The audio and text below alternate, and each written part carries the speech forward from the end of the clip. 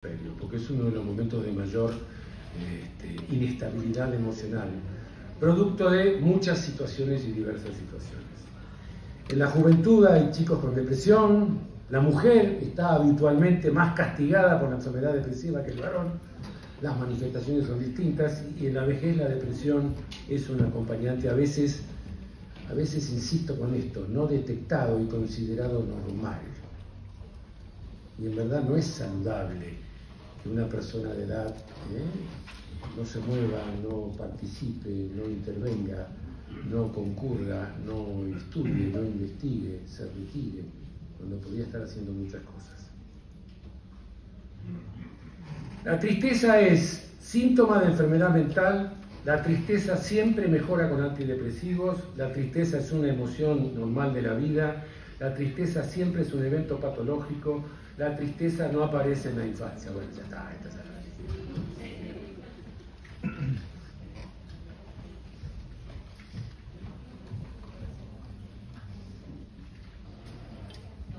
Ustedes saben que, no sé si va a haber tiempo para hablarlo hoy, pero algo sí, si llegamos al suicidio, algo sí.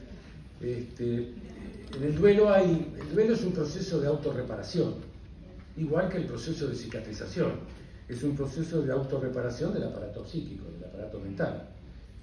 Y como tal tiene diferentes, perfecto, y como tal tiene diferentes, ojo, síntomas de enfermedad mental, ojo al piojo. Justamente iba a decir, en el duelo, que es un proceso normal, el duelo no se trata, el duelo se acompaña, se va al lado en el caso que esté haciendo el duelo una persona muy vulnerable. Pero la tristeza es una emoción absolutamente saludable en el duelo. Qué difícil es determinar tristeza y depresión en ciertas ocasiones, y sí. En ciertas ocasiones sí. Porque muchos eventos tristes pueden precipitar un evento depresivo. Ahí está la cronopatología, ver cómo evoluciona la tristeza en función del tiempo, para ver si es una condición anímica que se instala y que maneja, como en la película, intensamente, maneja el control de toda la existencia del individuo, o simplemente lo invade en momentos de soledad, cuando se va a dormir, cuando pasa y mira el cuadro de ese ser querido que ya no está, pero después sale y puede trabajar y no pierde el apetito y duerme. Tristeza normal del duelo, tristeza patológica de la enfermedad depresiva. Algunas diferencias entre tristeza normal y tristeza patológica, sinónimo de depresión. Lo que pasa es que depresión es síntoma, depresión es síndrome y depresión es enfermedad.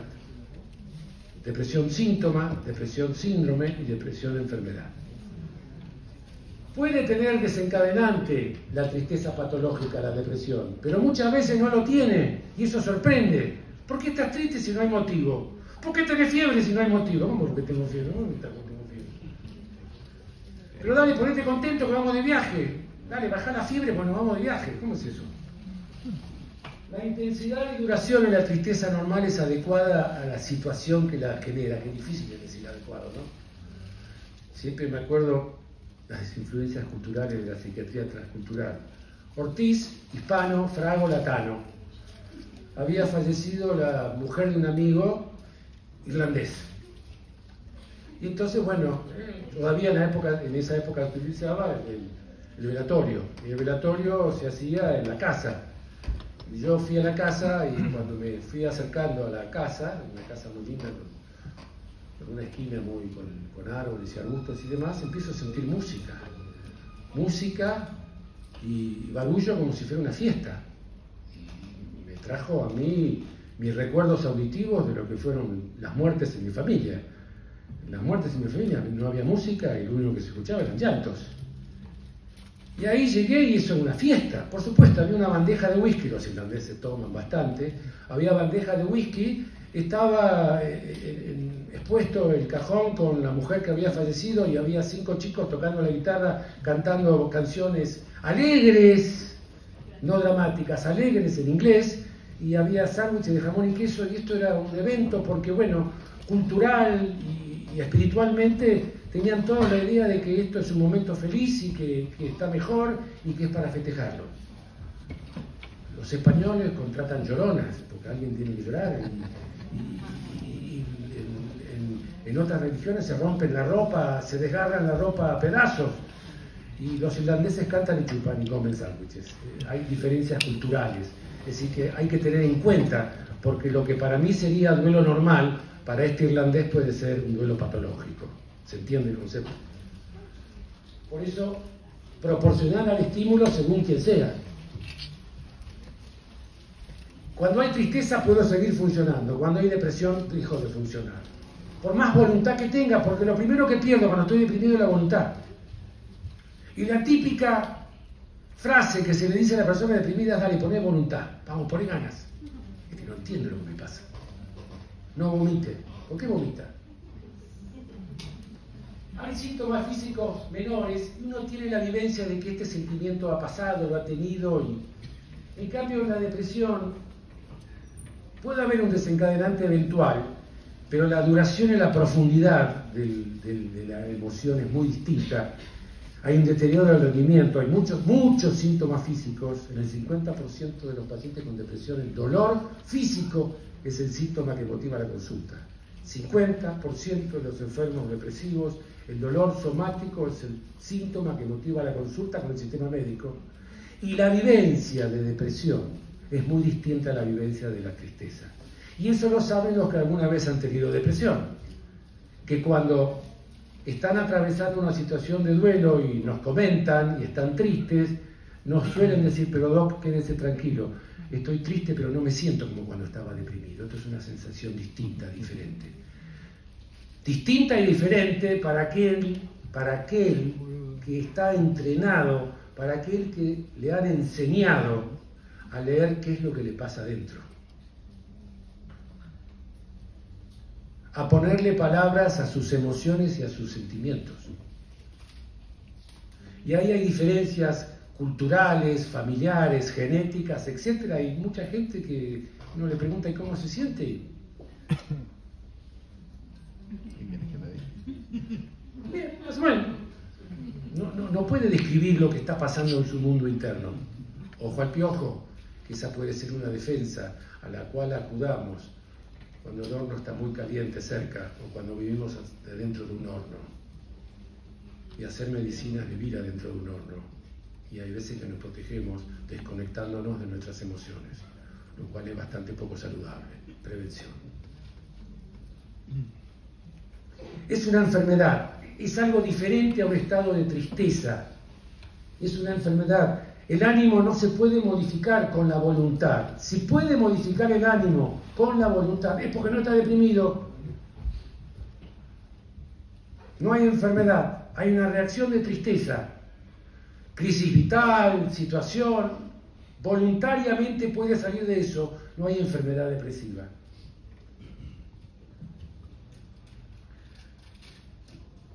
El cariño ayuda pero no cura. Hace falta un tratamiento porque es una enfermedad. Dejemos que evolucione, a ver si con el tiempo mejora. Si es una enfermedad, bueno, hay algunas depresiones que tienen una evolución episódica. Y entonces después de 3 o 6 meses el episodio depresivo desaparece, natural y espontáneamente, porque no es una enfermedad crónica continua, sino que puede ser una enfermedad con una evolución crónica pero episódica, con lo cual tiene episodios de depresión que se desaparecen de forma natural y espontánea, un ataque de pánico. Pero la enfermedad está instalada.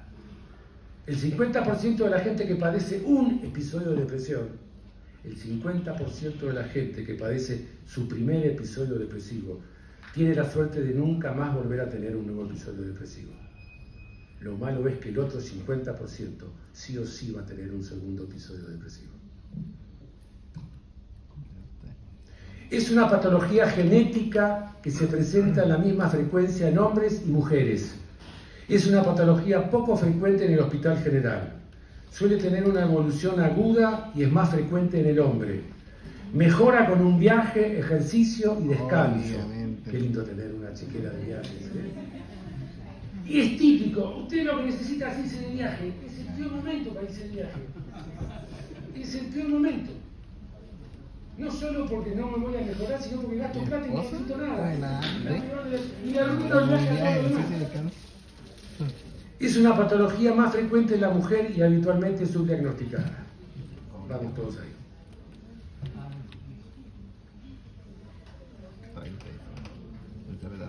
Acuérdense de la concordancia genética. Si fuera una patología genética, 100% se transmitiría, la padecerían el 100% de los gemelos homocigóticos. Y no hay concordancia del 100%. Hay una fuerte predisposición en algunos cuadros depresivos. Importante saberlo. Importante saber la herencia que uno ha recibido. Importante saber cuál es la predisposición que uno tiene. Porque si uno tiene allí la predisposición para el cáncer de pulmón, para el infarto de miocardio, y bueno, el tabaco, mejor lejos. Y si uno tiene predisposición para la enfermedad depresiva, ¿cuál es la sustancia depresógena más fuerte y de mayor uso, más fuerte, más intensa y de mayor uso en la sociedad?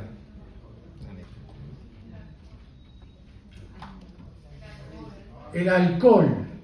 El alcohol es la sustancia más depresógena que se conoce. El alcohol es más depresógeno que la medicación antiparkinsoniana. Vieron que la típica medicación antiparkinsoniana es muy depresógena. Bueno, el alcohol o beta-bloqueantes.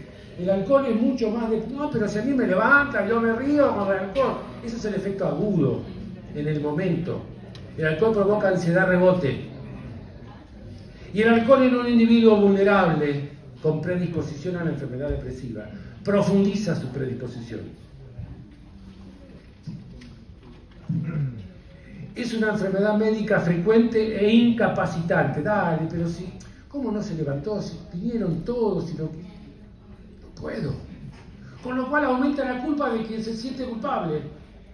Me siento una porquería porque no me levanté cuando vinieron mis hijos. Me hicieron un regalo y no me sacaron una sonrisa. ¿Cómo haces semejante cosa? ¿No le diste un beso a tus amigos? No puedo. Afecta tanto al paciente como a su entorno sociofamiliar. No es solamente el paciente quien se ve afectado por esta patología, su entorno también. Hay que cuidar al cuidador en la enfermedad depresiva. No cargándolo con la responsabilidad del tratamiento, pero haciéndolo ver que él está bajo los efectos de una situación desestabilizante. Las quejas somáticas no son frecuentes en los pacientes con depresión. Las quejas somáticas pueden enmascarar el estado depresivo. La depresión es una respuesta normal a la enfermedad somática grave. Interesante eso. La prevalencia de la depresión es menor en los pacientes internados en un hospital general que en la población general. Bueno, eso lo dijimos hace un ratito,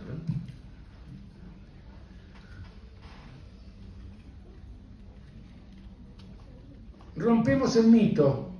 Si estás enfermo, si tenés cáncer, tenés que tener... ¿Cómo no vas a estar deprimido? No. Podés estar triste, pero estás deprimido, tener dos enfermedades. ¿Se entiende la diferencia?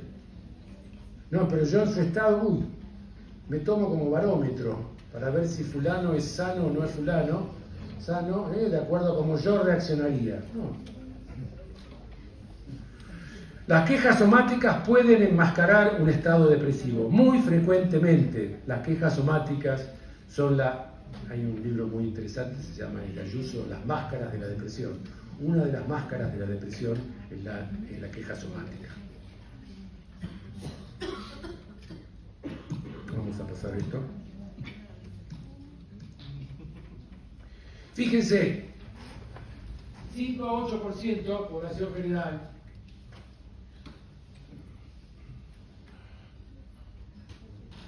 Pacientes en sala de medicina, la tercera fila, 33%. Pacientes oncológicos ambulatorios, 33%. Ojo, eso supone que hay un 77% de pacientes oncológicos que no tienen depresión. Y el paciente oncológico que no tiene depresión tiene un sistema inmune mucho más activo para luchar contra la enfermedad que el individuo que está deprimido. Pacientes con accidente cerebrovascular, pacientes con infarto. ¿Y qué va a salir a caminar si está deprimido? Pero ¿cómo no sale a caminar? Está deprimido. Muchas veces la enfermedad de... No sé por qué se lo dice. Muchas veces la enfermedad de Parkinson arranca con sintomatología depresiva y son esos cuadros depresivos empastados que aparecen y que no mejoran y que no mejoran y que aparecen después señales motoras extrapiramidales o algún tipo de deterioro cognitivo. Etiopatogenia, factores biológicos, factores psicológicos, factores sociales. Hay que ver en cada paciente en particular cuál es la variable que influye, porque en este paciente la influencia genética puede ser decisiva y tener madre, tía, abuelo con depresión, y entonces hay una importancia de la genética muy grande. En este paciente el dolor crónico se considera un factor biológico importante en la etiopatogenia. Divorcio, se queda sin trabajo, eventos o situaciones traumáticas nos bombardean con imágenes de eventos de violencia espantosos y muy perturbadores, y en general la mayoría de la gente mira los noticieros a la noche, cosa que dice dormir bien tranquilo con una linda imagen, con una linda imagen de cómo matan a su madre delante del bebé y le roban la moto, y entonces eso ayuda a que uno tenga buenos sueños y pueda tener un REM muy eficaz.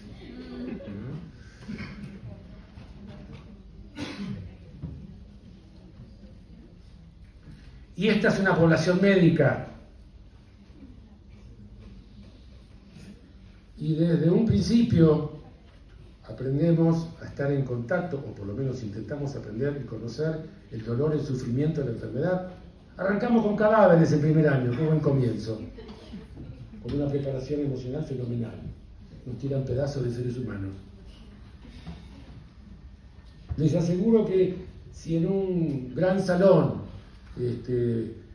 ponen 100 alumnos, 25 de medicina, 25 de arquitectura, 25 de abogacía y 25 de ciencias exactas, no a los 25 de medicina, pero a 20 de medicina seguramente los pescamos, porque van a ser los más pálidos, los más ojerosos, los que tienen más cara de cansados, y no porque sean los que estudian más, porque hay muchos chicos de abogacía o de exactas que estudian un montón, sino porque además de todo lo que estudiamos, consciente o inconscientemente tenemos que lidiar con el dolor, la enfermedad y la muerte. Vamos a tomar un café al hospital y nos cruzamos con gente que le acaban de hacer el diagnóstico de cáncer grado X. Y nos cruzamos con estas personas que están con un paciente internado en terapia intensiva y no paran de llorar porque es un chico, o es un grande, o es un adulto. Y tenemos que ir a tomar el café y poder charlar con nuestros amigos y con nuestros compañeros de estudio. Y para eso hay que activar el aparato psíquico. Y eso consume energía. No se nutre del cielo o del aura, no. El aparato psíquico consume ATP, igual que el ejercicio muscular. Y es 1,5 kg de aparato psíquico, de cerebro, y sin embargo consume una cantidad. ¿Cómo quedamos después de los exámenes? Es 1 hora, 1 hora y media, 2 horas. Agotados.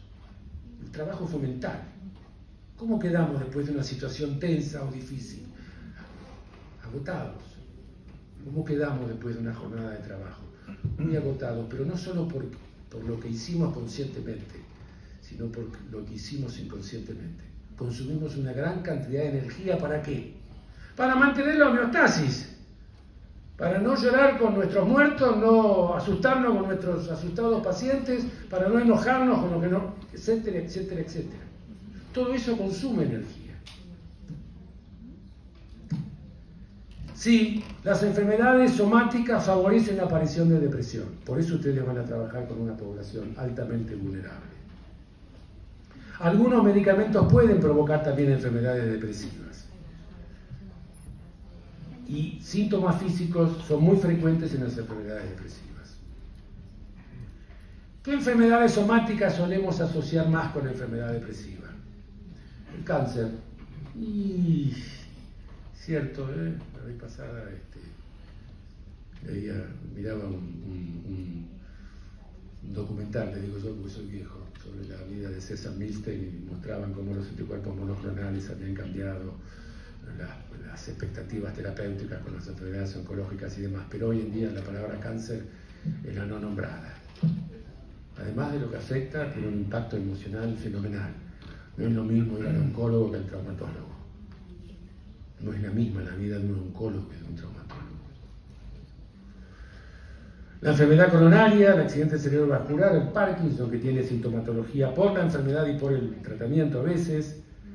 Todo lo que es crónico, doloroso, el dolor crónico, el alcoholismo. El alcoholismo es una sustancia que se asocia con la enfermedad depresiva.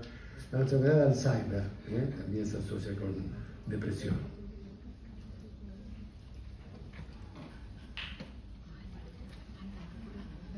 ¿Cuáles son los síntomas de la enfermedad depresiva? A mí me pasó esto, pero a Pedro le pasa aquello otro y a Juan le pasa aquello otro. Lo que suele ocurrir es que a Juan, cada vez que se deprime de la misma manera. Por lo menos en cierta etapa de la vida. Porque en la niñez se expresa de una forma, en la adolescencia y juventud de otra, en la edad avanzada de otra. Pero la historia personal, que bueno lo de la historia clínica, uno tiene que preguntar, ¿tuvo depresiones anteriormente? ¿Cómo fueron sus depresiones? Porque el patrón sintomático tiende a repetirse con el tiempo.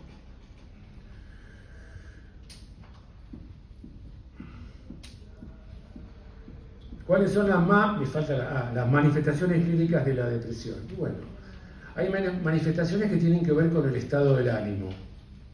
Hay manifestaciones que tienen que ver con la cognición, cómo pensamos, qué es lo que pensamos, cómo atendemos, funciones cognitivas. Hay manifestaciones que tienen que ver con la conducta, con el comportamiento, con los hábitos. Y hay manifestaciones que tienen que ver con la vida somática. Es decir, que puede haber un mix de alteraciones del humor o hay estados depresivos en donde no hay tristeza. Y esas son depresiones difíciles de diagnosticar. ¿Por qué? Porque lo que se ve afectado en el paciente puede ser la voluntad y no el humor. Pero está deprimido. Pero le preguntamos por cuál es su condición anímica y no detecta tristeza.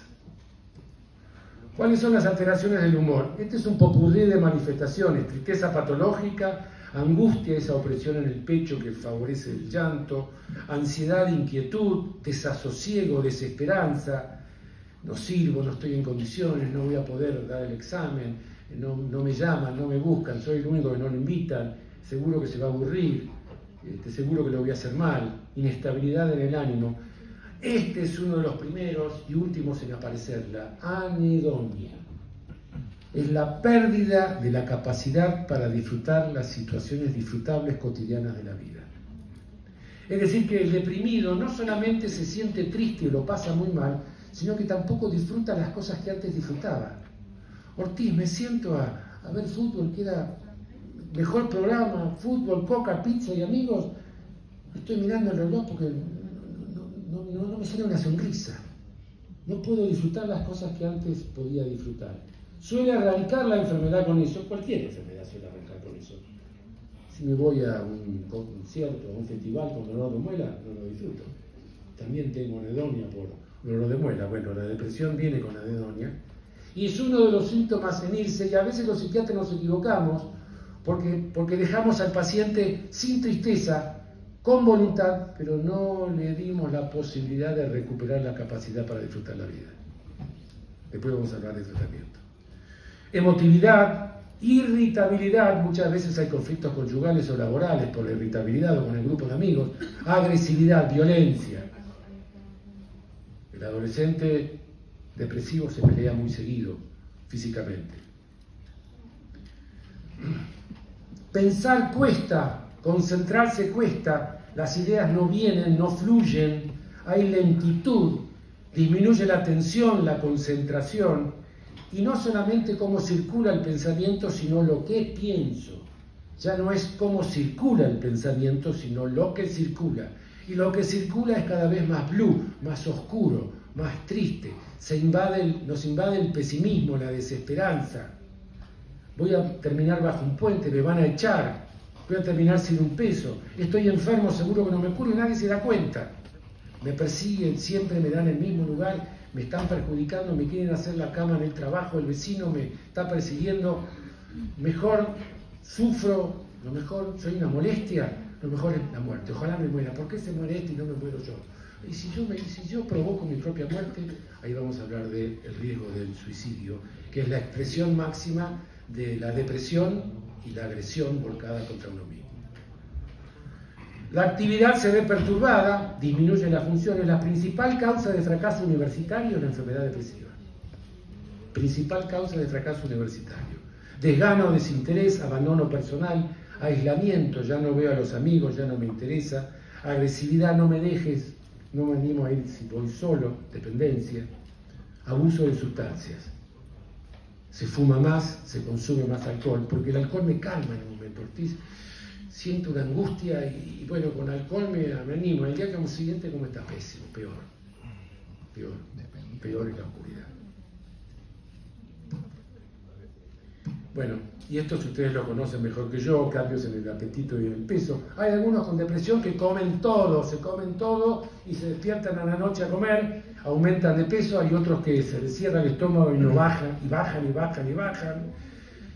No duermen porque no concilian, no duermen porque se interrumpe, o no duermen porque se despiertan a las 4 de la mañana, polo matutino, insomnio en segunda mitad, ideas de muerte, ideas de suicidio, en soledad suele ser la peor de las horas. Eso habla de un condicionamiento genético importante de la enfermedad depresiva. Hay muchos síntomas somáticos, constipación, sequedad bucal. Un viejo profesor de psiquiatría que tenía siempre nos enseñaba y nos decía, ¿no?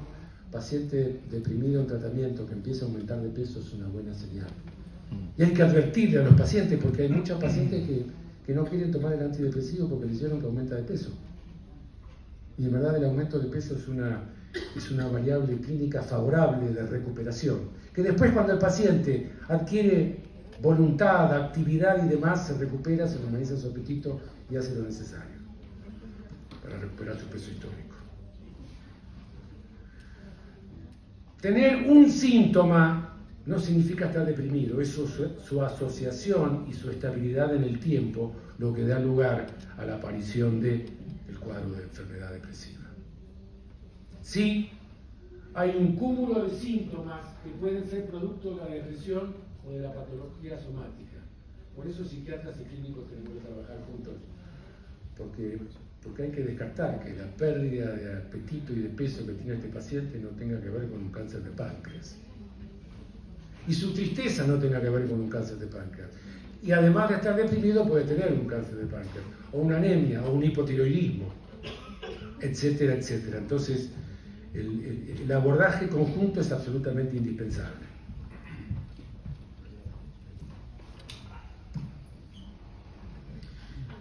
Muchas veces las quejas del enfermo depresivo no apuntan a su condición anímica, sino que muchas veces las quejas del enfermo depresivo apuntan al cónyuge. No lo aguanto más, no lo soporto más, ya es imposible vivir con él, no me saca una sonrisa, me busca para tener vida sexual y no tengo ganas, ya no lo quiero, ya no me motiva, ya no me gusta. Disminuye el rendimiento, se olvida las cosas. Muchos pacientes con diagnóstico presuntivo de demencia, internados en el hospital, en clínica médica, no tenían una demencia, ni siquiera una confusión, estaban deprimidos. Lo que pasa es que el déficit cognitivo en una persona de edad avanzada puede ser diagnóstico diferencial difícil con patologías orgánicas, agudas o crónicas. Y muchos individuos con consumo de sustancias tienen al consumo como la máscara, como la fachada manifiesta de lo que es una enfermedad clínica depresiva que no se manifiesta abiertamente, sino que se expresa en una conducta adictiva muy patológica.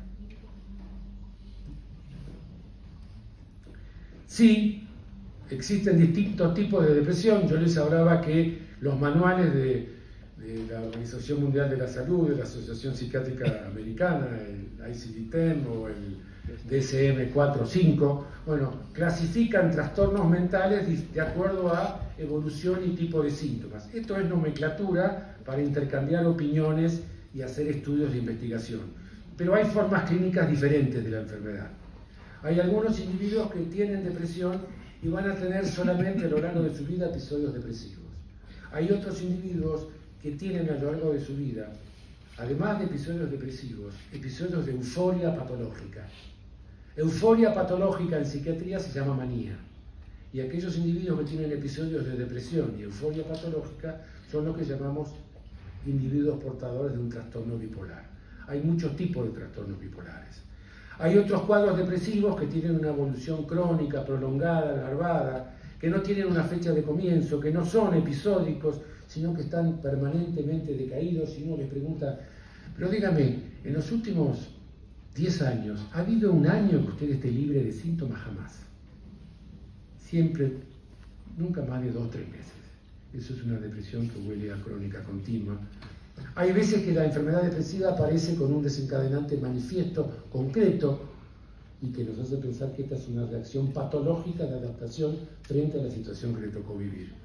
Y hay muchas veces en que una enfermedad somática tiene que ver con el origen del cuadro depresivo. Lo cual no supone que no haya que tratar la depresión. Porque muchas veces dicen, bueno, está deprimido porque tiene cáncer. Bueno, tratamos el cáncer y también tratamos la enfermedad depresiva, porque las dos juntas se llevan muy mal, agravan el pronóstico, y además la depresión le agrega sufrimiento a alguien que ya está sufriendo por su enfermedad somática, con lo cual hay que tratarlo.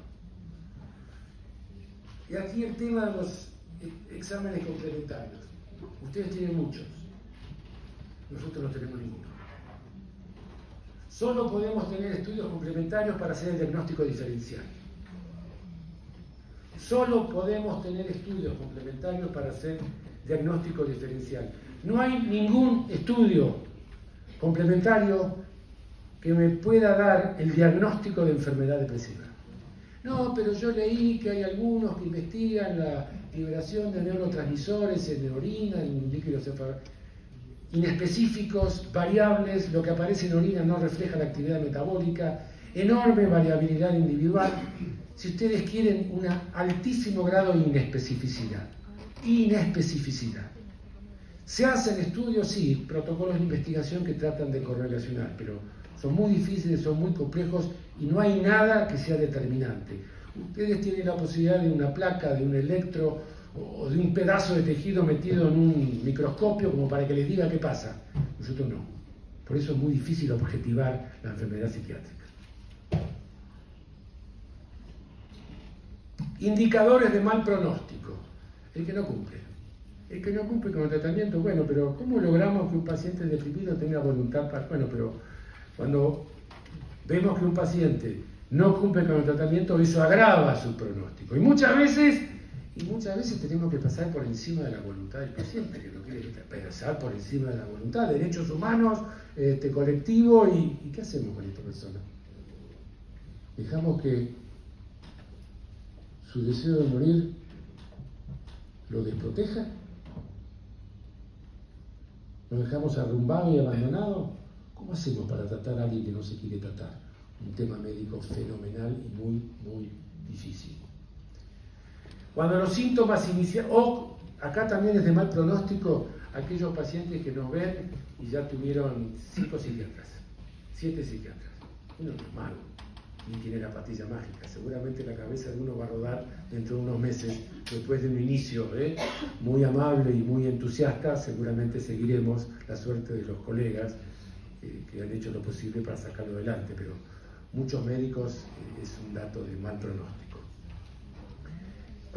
La ley de la precocidad y de la severidad en toda la patología médica. Cuanto más precoz es una patología, más grave. Bueno, cuanto más temprano es el primer episodio, más severa es el cuadro. Si ha tenido muchos episodios, y la tendencia a la recidiva es muy grande, con lo cual es muy probable que de este episodio depresivo los podamos sacar, pero el gran objetivo terapéutico va a ser que no esté de nuevo deprimido dentro de 2 años.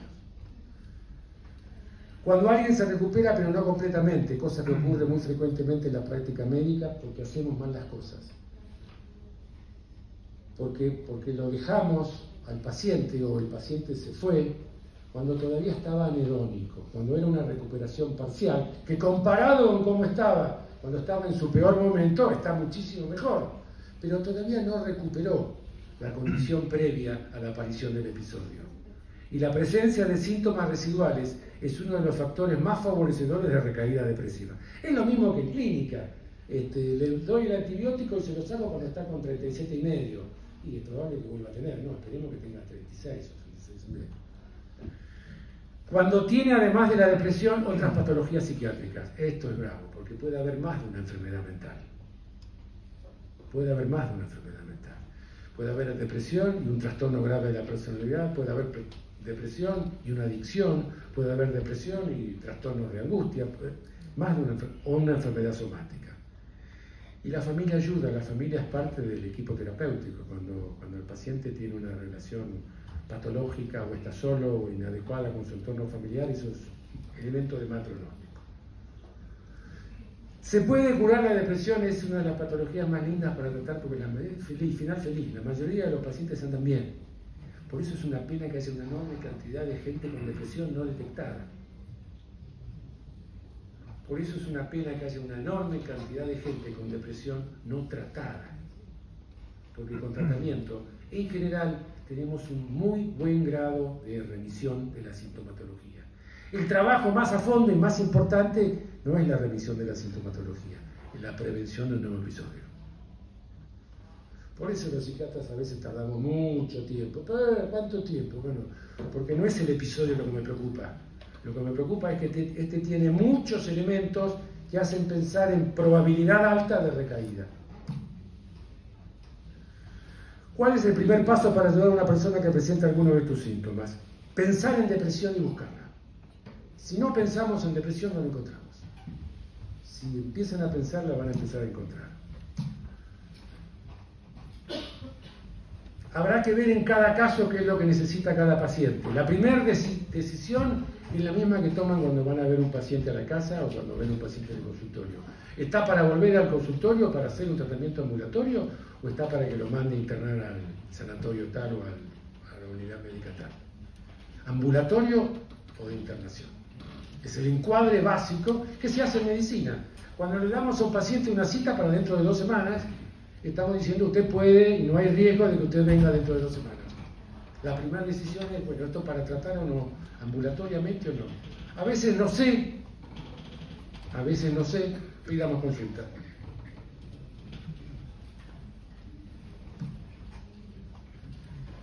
Biopsicosocial, tratamiento farmacológico, tratamiento psicológico, apoyo social y familiar.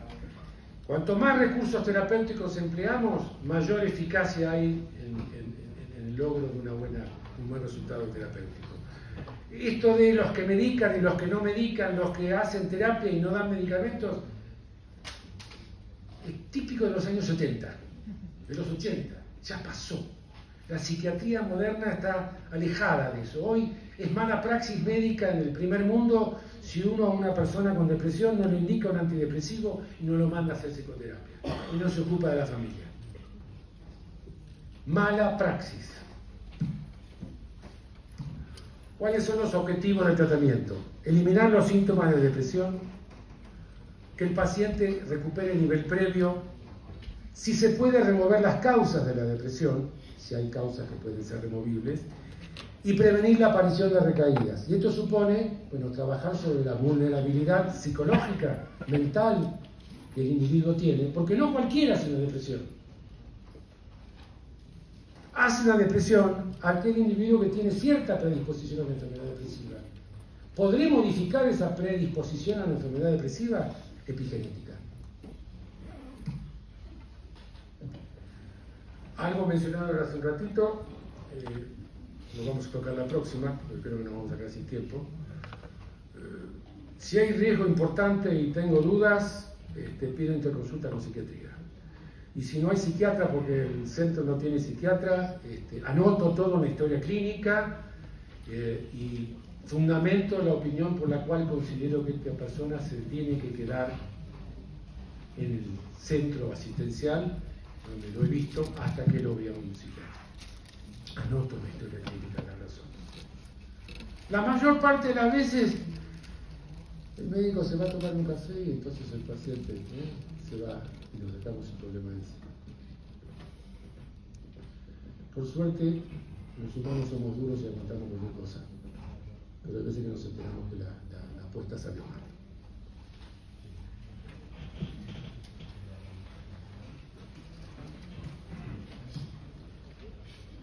Tres etapas en el tratamiento de la depresión. 6 a 12 semanas, no más de eso. Tratamiento agudo. Si en 12 semanas, son 3 meses, no hay un alivio clínico significativo. Recuerden que los fármacos antidepresivos tienen un tiempo de acción distinto y particular. El ansiolítico, la benzodiazepina, actúa a los 20 minutos. El antidepresivo 4 a 6 semanas para empezar a funcionar, cuando llego a la dosis terapéutica. Pero si pasaron 12 y no noto ningún signo de evolución y favorable, ahí hay algo que no está funcionando bien. Después es evitar recaída del episodio. Esa es la fase de continuación, 12 meses. ¿Por qué? Porque la recaída del episodio que padeció y del cual yo no traté es muy alta en los primeros 12 meses siguientes. Y después el tratamiento apunta al objetivo a largo plazo. Evitar recidivas. Una cosa es recaída y otra cosa es recidiva. Recidiva es nuevo episodio. El 50% de los enfermos con episodios depresivos van a tener un nuevo episodio en el futuro. Y eso yo lo sé. El asunto es detectar cuál. ¿Y cuánto se mantiene el tratamiento? Bueno, 1 año, 5, a veces toda la vida en algunos pacientes que tienen una alta predisposición a tener enfermedad depresiva. Esta la dirigí ahora porque los fármacos antidepresivos están cada vez más a nuestra disposición. No mejoraron la eficacia desde los años 70, no mejoraron la eficacia. De hecho, los nuevos fármacos antidepresivos, cuando se los compara en un estudio clínico, se los compara con los antidepresivos tricíclicos, clásicos de toda la vida. Ninguno supera la eficacia de los tricíclicos, pero tienen diferentes efectos secundarios. Tienen mejor tolerancia y demás. Y hay fármacos antidepresivos que se toleran cada vez mejor y no tienen las complicaciones cardiológicas que podían tener los viejos tricíclicos o los IMAO, etc. El asunto es que muchas veces estoy metiendo un antidepresivo en alguien que presenta un claro cuadro de depresión, pero sin tener la certeza de que ahí adentro no anida una enfermedad bipolar. Y si anida una enfermedad bipolar, el antidepresivo puede ser razón para encender el motor y precipitar la bipolaridad en un paciente que de no haber recibido antidepresivos no hubiera sido nunca bipolar, epigenética. ¿Y cuándo tengo que considerar que un paciente con depresión puede ser un bipolar? Cuando tiene antecedentes de enfermedad bipolar en la familia, cuando la enfermedad depresiva empieza muy temprano, depresión que empieza antes de los 20, 25 años, es un elemento de riesgo. Cuando es una depresión posparto, esas chicas que tienen su primer episodio depresivo en el posparto, eso es bipolaridad hasta que se despierte, hasta que se muestre lo contrario. Cuando hay depresiones con mucha inhibición psicomotriz, cuando otro médico les dio Zoloft o les dio fluoxetina y sabe, no, la fluoxetina lo hizo fantástico. Sí, vos lo estabas un poco loco en esa época. Hipomanía farmacógena. Es un indicador. Cuando ha tenido muchos episodios pero muy cortos y muy frecuentes, o cuando hay un cuadro muy raro, que es muchas veces farmacológico, que es la coexistencia de síntomas de depresión y de manía. Son lo que se llaman los episodios, ¿no? Ahí están totalmente contraindicados los antidepresivos. Primum non nocere, primero no dañar, es lo que nos enseñan en la facultad. Bueno, investigar esto. Primer depresión, no, yo tuve, bueno, ojo, historia de enfermedad bipolar, es depresión postparto, tiene una depresión con gran inhibición psicomotriz, ha tenido, en algún momento tomó antidepresivos, sí, y no, me levantan rapidísimo. ¿Y qué quiere decir que lo levantan? No, que me pongo a laburar un montón. Y cuando usted se pone a laburar un montón, ¿cuánto duerme? No, duermo 4 horas, estoy fenómeno. Hipomanía. Ojo, entonces uno puede, pero claro, hace falta conectarse, preguntar, averiguar. ¿Cuál es el mejor antidepresivo? El que funciona. Y el que tiene menos efectos secundarios en el paciente. Preguntemos, porque la información está. Si funcionó con paroxetina, ¿por qué le voy a dar una cosa diferente? Porque los médicos tenemos la manía, no, eso es una porquería, hay uno mucho mejor. No, si funcionó con paroxetina y lo sacó de la depresión saludablemente hace 5 años o hace 10 años, le vuelvo a dar lo mismo, porque ya sé que tiene buena tolerancia y buena respuesta. Ahora, si se deprimió tomando paroxetina, no. Porque tiene un perfil deseable de efectos secundarios. Hay algunos antidepresivos que provocan mucha somnolencia, la mirtazapina. Hay algunos antidepresivos que provocan aumento del apetito, la mirtazapina. Para un depresivo con insomnio y con baja del apetito, la mirtazapina es ideal. Hay individuos que tienen mucha somnolencia, les voy a dar un antidepresivo que sea un poco activante. Hay, etcétera, etcétera, de acuerdo al perfil de efectos secundarios. Cuanto más fácil sea de dosificar, mejor, más fácil la toma. Hay algunos antidepresivos que tienen una vida media muy corta, hay que tomarlo varias veces por día. En cambio, si me tomo la fluoxetina una vez en la mañana, ya una dosis, con eso aguanto todo el día y no tengo que volver a... Cuanto mayor cantidad de dosificaciones, menor probabilidad de cumplimiento hay. Preferencia del paciente, y sí, no, me va a dar lo mismo que toma mi mamá, no, por favor, doctor, y mi tía que toma, viene tomando Prozac hace no sé cuánto tiempo, ese no me lo dé. Y ya no está muy bien predispuesto el paciente. Y no hay ningún libro que me diga que la fluoxetina es más eficaz que la paroxetina. A lo sumo le pregunto, ¿y a tu mamá cómo le va con la fluoxetina? No, le va bárbaro. Bueno, entonces vamos a tener que considerar, porque vos sabés que hay respuestas que tienen que ver con la disposición familiar, y entonces y ahí manejo psicoterapéutico de la relación médico-paciente y de la indicación de farmacoterapia. Y el último es el punto más importante de todos. No necesitan conocer toda la cantidad de fármacos que les voy a mostrar en la siguiente. 2 o 3, no más. 1 o 2, no más. Pero conozcan las características farmacodinámicas y farmacocinéticas de esos fármacos y van a poder hacer muy buena medicina con esos 2 o 3 antidepresivos que puedan, uno que puedan conocer. Porque si no responde con eso, bueno, entonces ahí hacemos la consulta. Una enorme cantidad, y además medio verso esto. Medio verso, porque esta es la clasificación por el supuesto, me escuchan farmacólogos y me matan, ¿no? Pero por el supuesto mecanismo de acción. Y resulta que la inhibición de la recaptación de serotonina se da a las 12 horas, y el efecto antidepresivo demora 4 semanas. Pero lo clasifico como inhibidor de la recaptación de serotonina, ¿se entiende? Entonces, es un gran interrogante. Hay una vía final común. Esto no sirve para clasificar, pero bueno, funciona. Enorme. No tienen que conocer 2, 3. 1 o 2 de grupos farmacológicos diferentes. Todos poseen efectos secundarios de acuerdo a lo que se supone que es un mecanismo de acción. Entonces algunos provocan hipotensión ortostática. Bueno, puede ser bueno para un hipertenso, pero no para un hipotenso. La sertralina la usamos mucho los psiquiatras, sí, la usamos bastante, porque es limpia desde el punto de vista cardiológico. No modifica las propiedades cardíacas, no modifica el inotropismo, no modifica la conducción, no modifica la excitabilidad del miocardio. Limpio cardiológicamente es muy conveniente, en fin. Pero se lo das a un chico de 22 años y te lo tira por la cabeza porque provoca inhibición de la eyaculación o impotencia sexual. Entonces uno tiene que ser cuidadoso con qué fármaco se utiliza. En los medios se juegan muchas batallas,